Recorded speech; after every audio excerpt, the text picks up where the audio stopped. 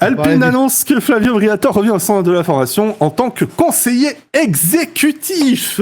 Il va leur dire, faites-moi déjà une bonne bagnole et après on discutera. Comment dire que c'est une idée de merde sans dire que c'est une mauvaise idée? Non, le pire, c'est que c'est pas une mauvaise idée. En vrai, c'est ça le pire. Il y a deux explications très simples. Soit il y a une déficience intellectuelle excessivement importante à la direction de Renault qui a mené à cette décision, ce qui n'est pas à exclure. Mais je pense pas qu'il soit débile à ce point. Soit c'est dans une perspective, et là je pense qu'on est nombreux à le penser, c'est dans une perspective de vente de l'équipe, et donc qu'on a fait venir un Flavio Briatore, qui est quelqu'un qui va automatiquement générer beaucoup d'attention. Donc forcément, les sponsors vont se dire « Ah, c'est bien ». Et le truc, c'est que Briatore, il va pas prendre la place de Bruno Famin, en fait. Il va pas dire « il y a du dilettantisme, on va trancher dans le vif ». Non. Il va être là...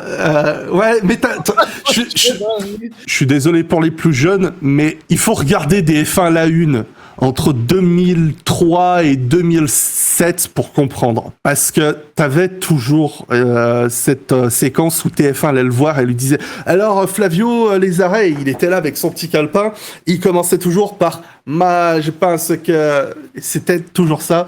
Il nous disait Raikkonen, 12e, Fisichella, ah non ça je dis pas, c'est mon pilote. Je pense que le pit-stop va être dans le tour 17, 18 pour Ferrari, et Raikkonen 23, 24 et Montoya 22, trucs comme ça, mais et Renault on ne le dit pas. Que Briatore, je dis, il est là dans une perspective de vente. C'est mon avis et je crois que c'est celui de beaucoup de personnes aussi qui commentent et observent la Formule 1 pour justement attirer des investisseurs. On rappelle que c'est une équipe avec des influenceurs alpines. Il y a Ryan Reynolds, des basketteurs ou je sais pas qui ont investi dans l'équipe. Maintenant, il faut venir Briatore. Alors, sportivement, ça sert à rien, mais pour vendre l'équipe, c'est une mine d'or parce que ça veut dire que si un jour un millionnaire se dit « je vais me racheter », enfin un millionnaire, avant c'était des millionnaires, maintenant milliardaires, si un milliardaire veut s'acheter une équipe de Formule 1, Briatore, il va forcément le connaître. Donc, il va dire, ah, viens, je te fais un petit prix ou je te fais visiter l'équipe. Enfin, tu vois, donc, c'est forcément un contact très, très précieux pour aller chercher des investisseurs. Mais en fait, il va servir qu'à ça. Et il va servir à quoi d'autre? À faire du bad buzz dans les médias. Il va être le Niki Lauda de Mercedes, il va être le Helmut Marko de Red Bull. C'est-à-dire qu'il va balancer des déclarations pétées au sol, la plupart du temps. Des fois, il va viser juste, des fois, il va dire de la grosse merde, mais on s'en tape parce que ça va faire parler de lui, ça va faire parler de l'équipe. Bah, la preuve, apparemment, il a déjà dit au micro de Canal que c'était un génie. Luca Di Meo était un génie.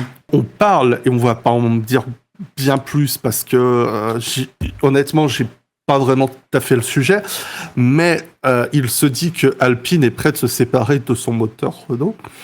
C'est-à-dire que Alpine veut arrêter d'être Alpine Renault. L'équipe appartenant à Renault... Non, mais j'essaye de le formuler correctement pour bien que vous compreniez. Ça n'a pas de sens, en fait. Je comprends pas, là. Alors, non, mais c'est très simple. Imagine que Mercedes... Tu prends Mercedes. Ils sont à Brackley, ils fabriquent leur bagnole et leur moteur. Mercedes dit, on arrête de fabriquer le moteur. C'est-à-dire qu'il y a Porsche... Allez, un truc allemand, je dis de la merde. Porsche qui déboule, qui vont dire, bon, ben, on va reprendre l'usine et on vous fait le moteur. Et Mercedes, en fait, ça veut dire qu'ils se dégagent de toute la gestion du moteur, ils se dégagent de tout ça, machin, ils deviennent clients, en fait. Ça a l'air débile et compliqué sur le papier, mais c'est parce que c'est une des 4 seules équipes sur le plateau, et même, j'ai envie de dire, 3 équipes avec Mercedes et Ferrari, parce que Red Bull, on peut pas vraiment dire qu'ils produisent leur propre moteur. Avec Ferrari et Mercedes, Alpine Renault, c'est la seule équipe qui construit son moteur pour sa voiture. Et de se dire, mais attendez les gars, on arrête de faire d'autres moteurs, c'est débile. C'est un argument marketing. Mais le truc, c'est que ça fait des années qu'ils n'arrivent pas à en faire quoi que ce soit de ce moteur qui est produit à Viry-Châtillon. Là, on a vu Alpine... En début de saison, ils auront reconstruit la voiture pour justement intégrer correctement le moteur. Et visiblement, bon, ils en sont pas contents puisqu'il y a ces rumeurs. Maintenant, qu'en penser? Est-ce que ça va se faire? Est-ce que ça va pas se faire? On verra bien, mais c'est là où on en est. Et il y a tellement de spéculations autour de Renault qui ne sont pas niées en plus. Ils prennent même pas le soin de le nier. Ils disent juste oh mais c'est n'importe quoi. Qui a dit ça? Mais c'est pas vrai. Non, j'ai juste dit que c'était n'importe quoi. J'ai pas dit que c'était pas vrai. J'ai dit que c'était n'importe quoi. Ils s'engagent dans une piste qui est clairement celle de la vente. Alpine Renault fermerait son usine en France pour se focaliser sur celle à Enstone en Angleterre. C'est beau. Voilà. C'est l'idée en fait. L'idée, c'est de maintenir l'équipe Enstone et plus l'équipe Enstone-Viry-Châtillon. Parce que ce problème de distance entre Viry-Châtillon et Enstone semble être la source de tous les problèmes. Ce qui me fait rire, c'est que le problème, c'est Viry-Châtillon et pas Enstone. Pourquoi ce serait pas le problème d'Enstone aussi? Pourquoi ce serait pas juste les deux écuries, les deux boîtes, tu vois? C'est pas question de c'est quelle des deux parties qui est la meilleure. La question, c'est qu'est-ce qui est le plus chiant? Qu'est-ce qui est le plus facile à récupérer? Un moteur ou une voiture? C'est le moteur qui est le plus facile à récupérer. Oui, c'est vrai. Parce que demain, si Alpine n'a plus de motoriste, les Red Bull, Ferrari ou Mercedes sont obligés de leur en fournir. Enfin, de leur en vendre. Ouais. À moins qu'ils passent par Mecachrome. Mecachrome n'est pas officiellement engagé. Non. Et je pense que l'équipe est plus dure à vendre en tant que Enstone Viry-Châtillon qu'en tant que Enstone. Enstone tout court, ouais. Je pense. Mais là, bon, comme je dis, c'est pas un sujet que j'ai pris le temps d'étudier, donc c'est simplement une perception. Voilà. En fait, la question que je me pose, c'est que est-ce que vraiment Alpine serait vendu? Est-ce que vraiment Alpine, ça les fait chier d'être en Formule 1? Non, l'équipe sportive, non. Renault, oui. Renault, ça les fait chier. Renault, ils ont jamais voulu être en Formule 1, mais ils viennent, on sait pas pourquoi. Depuis 1977 qu'ils sont arrivés, ils ont jamais vraiment fait ce qu'il fallait. Alors oui, ils sont arrivés avec le moteur turbo, c'était génial, mais ensuite, bon, ça les a saoulés, ils ont arrêté. Ils sont restés en tant que motoristes, ils sont toujours restés en tant que motoristes. Oui. Ils ont gagné avec Williams, pardon. Et ensuite, ils ont racheté Benetton. Mais si tu te rappelles, je sais pas, mais même à l'ère Renault 2002, 2003, 2004 et qui commençait à gagner, il parlait déjà de vendre. Et c'est pour ça qu'Alonso est parti a annoncé qu'il partait fin 2005 alors qu'il était encore sous contrat.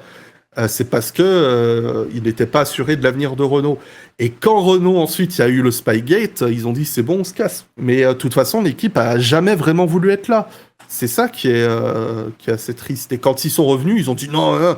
Après, ils ont fait mais il faut mettre de l'argent. Oh, non, ça coûte cher. Faut quand même être con pour penser que la Formule 1, tu peux te faire de l'argent avec ça. C'est sûr que ça perte. Honda, tu crois qu'ils ont fait des bénéfices sur mais voilà, non, mais c'est pour ça. Mais je veux dire, ils essayaient surtout de montrer.